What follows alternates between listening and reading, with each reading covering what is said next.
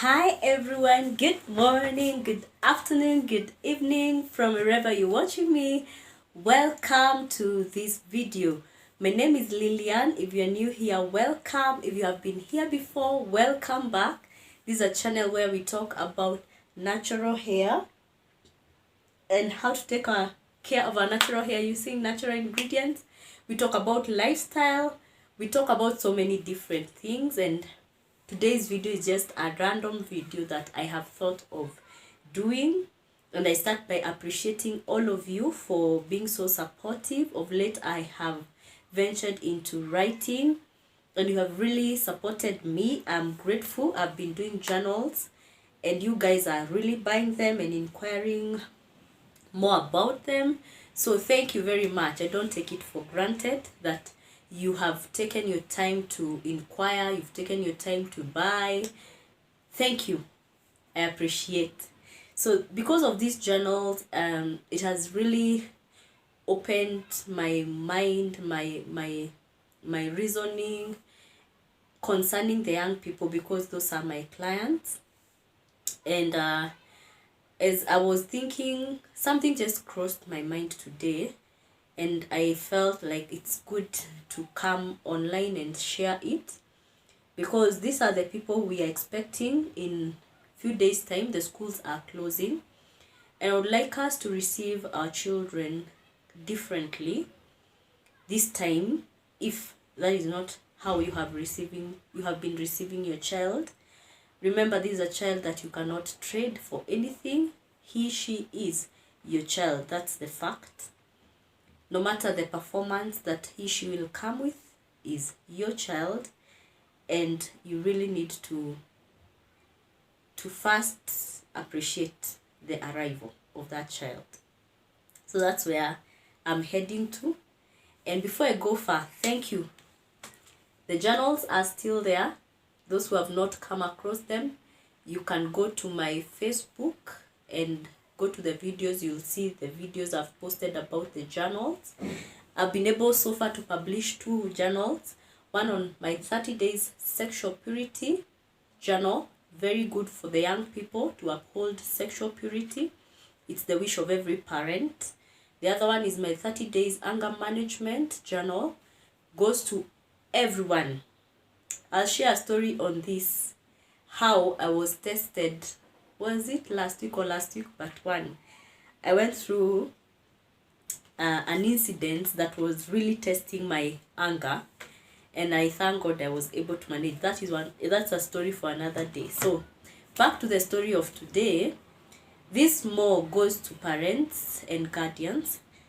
As I have said, our students are coming home for holiday for around 2 and some few days or 3 weeks, depending with when they close. Some have already gone home, and I want us to create a very conducive environment for our children as they come, and maybe to up our game as parents. I want to say that I appreciate every parent. It is not a walk in the park to be a parent. So as much as you have a child, I salute you. I salute you and I respect you. Being a parent is something very precious, and if you have felt that you have done your best as a parent, may the Lord bless you. If you feel that you have not done the best as a parent, and it's for a reason that you have no control over it, I pray that the Lord may come through for you. If you have neglected parenting for your own ignorant reasons, please come back to the right line. This is something that you'll never share with. No one will stand in for you as a parent. And some things that we're exposing our children to really affect their lives, their performance, their self-esteem. So let us be present in their lives. That is what I want to say today as parents. I know we are doing our best. Times have become hard and we are doing our best to make ends meet. At the end of the day, we come back home to these people. So let us, as we are working hard to get something to put on the table. Let us also work hard to cultivate the relationship between us and our children. So I'm talking that as a teacher. These people are coming back home. They are coming back home in two ways. One, either they have achieved the objective of the term or they have not achieved. So you're receiving a very happy person who has achieved his or her objective, or you're receiving a frustrated person who has not achieved what she had purposed for the term. So as a parent, you have to navigate how to respond to either of the two. So the first thing I want us to do this time, parents, is to thank God that despite the results, that child has come back to you after 3 months. Even if he is in boarding school or day school, even if he goes to day school, the fact remains he goes out in the morning, comes back in the evening, and now he's coming or she's coming for a break. Let us first appreciate God that God has taken care of our children for the 3 months they have been away and has given us back our children safe and full. Let us thank God for that. Let us appreciate that. I also want us to appreciate God that these children are coming home to find us. They are not coming to find graves. That is something else we should appreciate before we even look at how things are at home, how this child has come.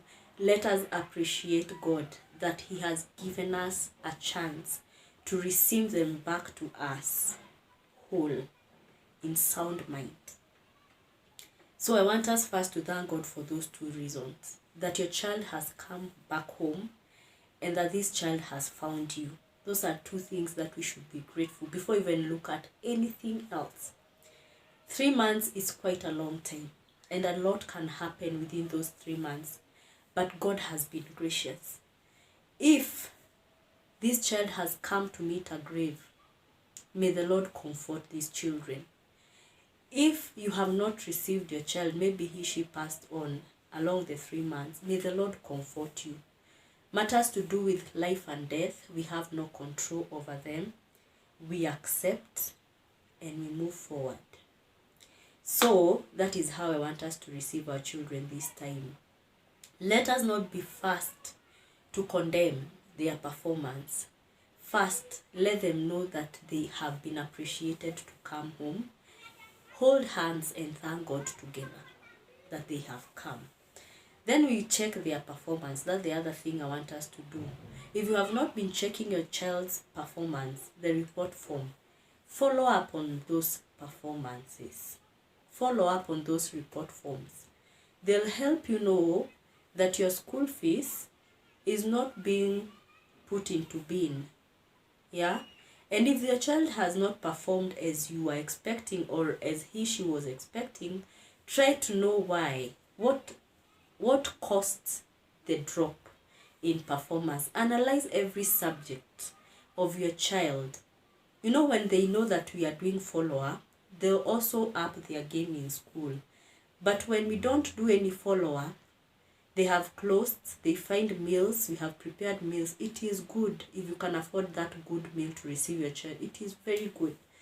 But pay attention to the results, the report forms.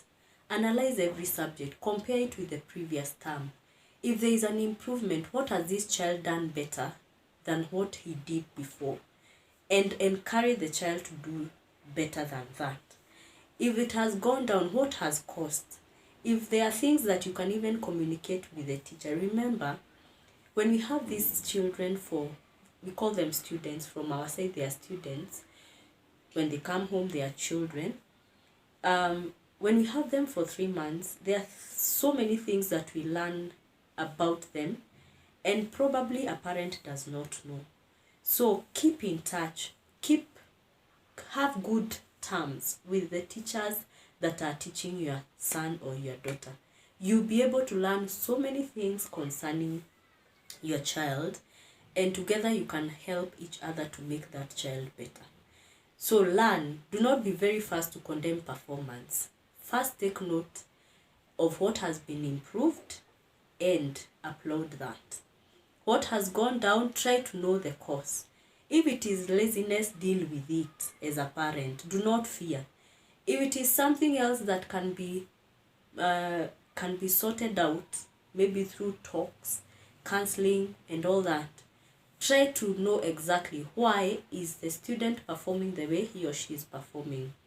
When they know that a parent is concerned in their performance, I'm telling you, they will work hard. And because they love us as parents and they want to make us happy, in the process of trying to make me happy as a parent, that child will perform well. So that is on performance. The other thing on academics, do follow up on assignments. If it is possible, let the child do assignments in the first weeks, immediately when they close. Remember, they are going to a transition term, that is third term. They are moving from one class to another. They are moving from primary to high school. They are moving from high school to universities. Let us, as parents, walk them the journey. And this journey only starts with the nitty-gritties of finishing assignments. Remember, there are schools that are very strict, like our school, very strict on assignments, that by the time the child is coming back to school, he must have finished assignment. So remember, you're coming to leave this child with me as a teacher. So make it easy for me to handle your son or your daughter by just doing a follow-up on assignment, that this assignment has been done and it has been done well. So that even at the end of the holiday, this person can be able to do now normal studies on his own. Let them prepare a timetable and show you a home timetable that they will follow. Let us help them perform well.